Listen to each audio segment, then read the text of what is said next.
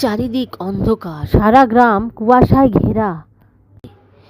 ঠিক সেই সময় দূরে বনে শোনা যায় ঝিঁঝির ডাক, আর একদল কুকুর চিৎকার করে ওঠে। রাত 12টা। ট্রেন থামলো, ট্রেন থেকে নামলো একজন। এই হলো ভূতগাঁও স্টেশন।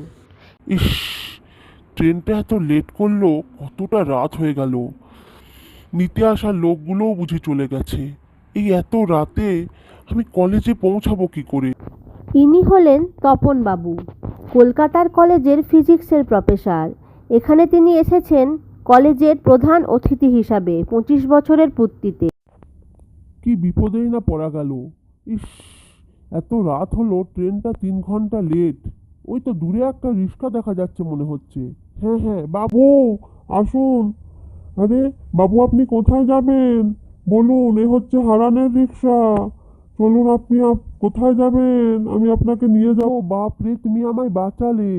আমি তো ভাবতেই পারিনি যে এখানে কিছু পাবো। এত এত রাত হয়ে গেছে, ভাবছিলাম হেঁটে হেঁটেই যেতে হবে। চলো তো, এখানে যে কলেজটা আছে না, সোনাপুর কলেজ, ওই কলেজে আমাকে নামিয়ে দিও। ওখানেই আমার থাকার ব্যবস্থা হয়েছে। আমি হলাম প্রফেসর, এখানে এসেছি প্রধান অতিথি হিসাবে।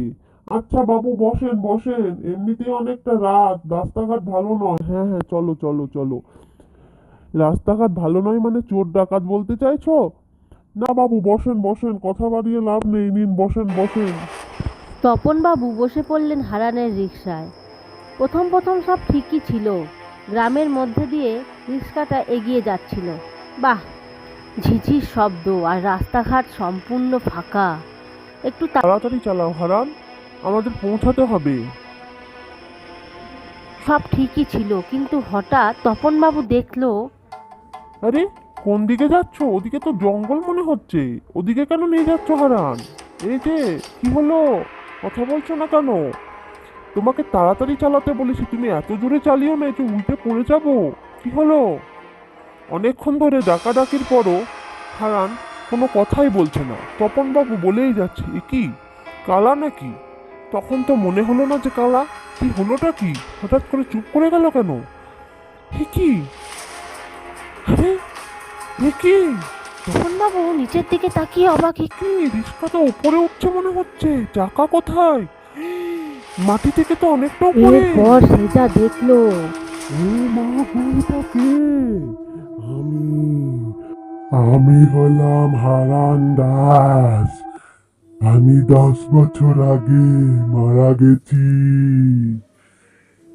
এক রাতে তোর মতোই একজনকে নিয়ে আসছিলাম।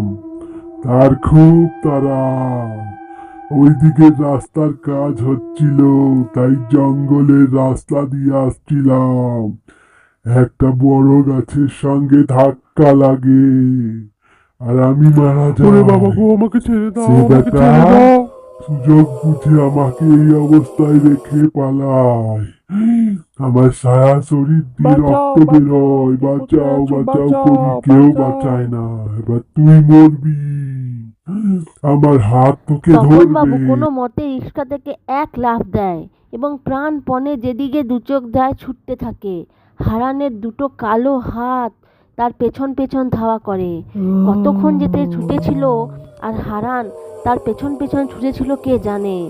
হারানের দুটো ভয়ঙ্কর কালো হাত এগিয়ে যায় তার দিকে, আর সে বাঁচাও বাঁচাও বাঁচাও বাঁচাও বলে চিৎকার করতে থাকে। আর তার পেছনে হারান, আর হারানের সেই কালো হাত। কোথায় পালাবি? বাঁচাও বাঁচাও।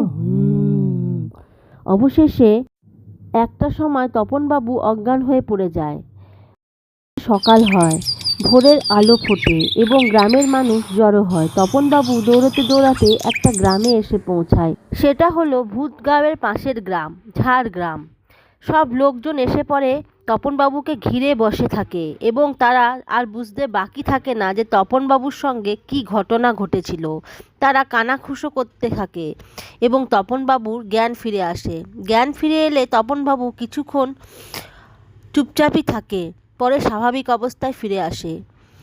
এখনও রাতে হারান অপেক্ষা করে তার রিক্সা নিয়ে স্টেশনে। সেই দোষীকে সে খুঁজে বেড়ায়।